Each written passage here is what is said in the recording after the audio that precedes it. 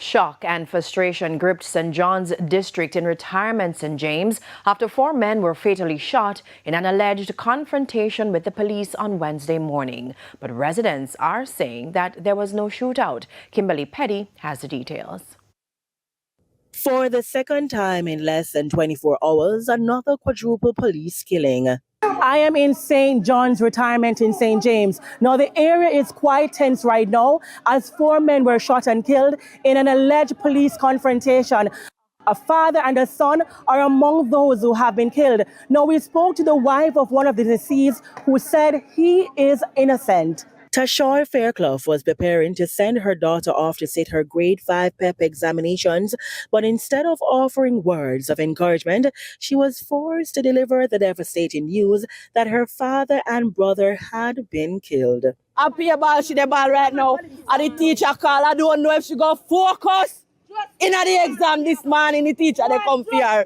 Me know I now go focus on it. The distraught woman expressed disbelief because she says her husband, 57-year-old Brian Fairclough Sr., was not a criminal. The big man. And when me look, by me reach back down there, so me a gunshot them and me ball out and hold me belly. And me turn up the devil well and when me look, then carry them down in a van back with them and bound behind them. 57-year-old. Wicked, not tell me. And this I'm really vote for Andrew for. Also dead are her son, 28-year-old Brian Fairclough Jr., 28-year-old Jamar Ashman, and another man who hasn't been identified. TVJ News understands that the men were killed near the retirement landfill, where Fairclough Sr. was a truck operator and his son a security guard. According to police reports, the incident happened at 5:45 a.m. during a targeted intelligence-driven operation. The police say they have been probing a series of violent incidents linked to an ongoing conflict among individuals operating within the scrap metal trade at the retirement dump. They point to long-standing disputes among persons involved in the collection and sale of scrap metal and other recyclable materials. The recent escalation in violent reprisals, the report adds, resulted in the murder of a man at the dump on June 5. The police further explained that security forces in the area during the early morning operation came under attack and a confrontation ensued.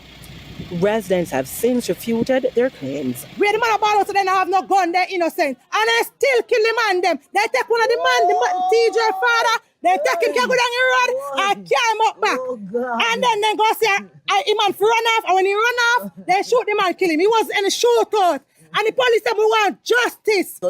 My grandson dead. Oh God, we can't take it no more. They killed my grandson for no reason at all, and his father one time. They kill him. They go with them. They tie him up like a dog. I kill him and throw them in the van and go with them. I'm a son of 2-year-old. What me I can tell my son say? What me my son at the movie where daddy there? Mr. Prime Minister, remember, people have it on them phone. People have it said that you is the one that said, is either the judge or you go and go meet your maker. This is what happening, Mr. Prime Minister. Mr. Prime Minister, this is what is happening. They are going home go meet a maker because that is what I tell the police them to do. Meanwhile, the Independent Commission of Investigations, INDECOM, is investigating. Kimberly Petty, TVJ News. Greetings, Jamaica, and welcome to this page, The Messenger to Jamaica. Family, this page will be words of love and words of awakening for my brothers and sisters in Jamaica, taken away captive from our father's land, convinced by those that took us away to call ourselves Jamaicans as if it is a bloodline. They still rule over us. They have us thinking we are free, while all the time the system still owns us. They still own us. Sure, you have a passport, you travel, you go to foreign, and more, but they still own us. They turn us against each other put us into debt, feed us poison, poison our minds. They have us involved in every type of abominable behavior. Why?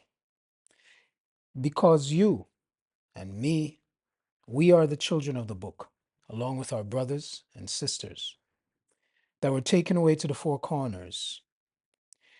Let us pause for a moment and look at those that control the system in Jamaica. These families and those that work for them were given the mantle from the slavers who are still behind the scenes. These are the families, 21 of them. The truth of who these families are can be found, if you care to look, in a book titled Counter-Hegemony and Foreign Policy: The Dialectics of Marginalized and Global Forces in Jamaica. Now, these families are all connected to the ruling families that control this system in the US, Europe, etc. In other words, they protect their interest, their holdings, which is us. These families are from Europe, US, UK, Middle East, India, Philippines, Mauritius, and Nigeria. Now, despite you see Nigeria, that is just a place of birth. So, the families are, many of you are familiar with the names. You bow to them every week. You go into their stores, their corporations, whatever it may be. Let's begin. The Alexanders, the Aschenheims, the Mahfoods, the Chinsees, the Bovels, the Bicknells, the Brahms, the Brandons, the Brants, Changs, Harts, Fletchers, Chens, Chinloys, Chinyis, Delissas, Henriques, Isaacs, Lays, Levies, Mazooks, and of course the Matalans.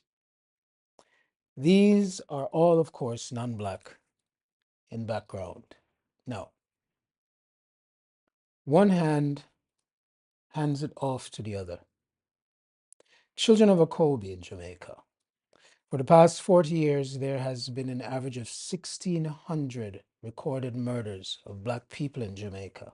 Imagine that, 64,000 murders.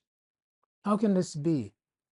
It's a spirit, my brothers and my sisters, a spirit of destruction upon us, coming from those heads for us to destroy yourself. How can a people so destroy themselves? Yet Jamaica has more churches per capita than any other place on earth. So why is this scourge upon us as a people? It's because our fathers broke the covenant. Here is the message, though, my brothers and sisters.